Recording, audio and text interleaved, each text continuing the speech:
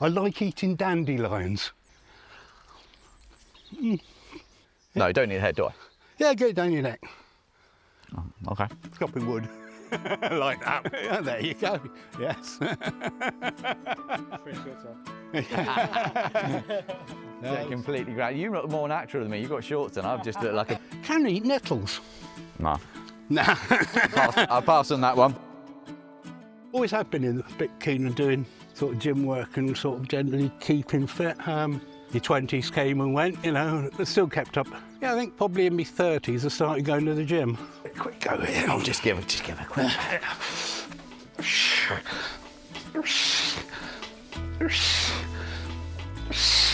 Does my head turn purple? Absolute animal. That was very impressive. Whew. It's getting heavier. Little tour around the place. Yeah, just a garage, really. Motorbike, piles of wood for the sauna and things. Fairly basic road bike there. Let's have a look at that sauna, Alan. Oh yes. Show us like what that. we got. Show us your toy. Oh yes.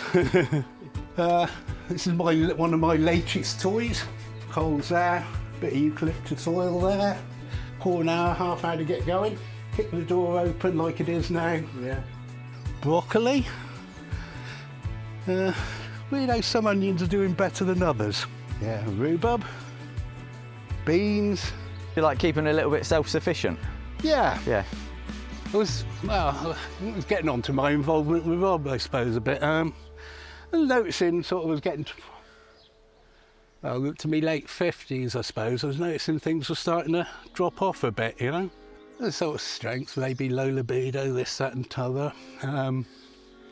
And okay, I wasn't really looking into it all that much, but I was wondering whether that was the problem, you know. First of all, and I think it was tested at about, was it about 11 nanomoles or something like that. And so, you know, it's all right, but it's, you know, not exactly where I wanted to be. And I thought, okay, fair enough, we'll leave it for a bit. And I think I went off about another year and I was keeping up the running. And I was still thinking I'm not really right, you know. And I went and saw the GP and stuff and about it, and I was sort of hinting that it could be this, and I got this multiple guess questionnaire they give you. What did the GP say? Basically, I did a test and stuff with a thing like that, and he sort of, well, basically said, go and see a shrink. Wow. Okay, so the form they gave you was just to fill out tick form? It didn't do any further blood tests or anything like that? No. You then came back to Dr. Stevens? How long have I been with Rob? 8 years, I think. Yeah, you've been. I think. Yeah. So I think you're one of the grounded ones. So you've been with us from the start. Has there been any kind of blips along the way in regards to your own health or anything like that? Although I had the printated results and stuff like that, I forwarded it to the GP. We wouldn't escalate it, and it was only till after Rob wrote the letter that things started to move. You've got the right information with the right knowledge. You're giving him 2 blood tests with your elevated PSA. Yeah. I mean, I'm not medically trained, No. but surely that for me is context. I went into hospital and had a prostatectomy. What happened was I wasn't displaying any signs of prostate cancer as such. I had an MRI scan and they did find something, and then a biopsy and they found something. And although I'm not going to sort of totally have a go at the NHS, he did have me on New Year's Eve in for an operation. On New Year's Eve? On New Year's Eve. Oh wow, watching the fireworks under Yes. anaesthetic. But that was a vision. Yeah, it was Poole Hospital, Bournemouth Hospital. You could just about hear the fireworks going off. Yes. After that, everything all sort of went fairly sweet.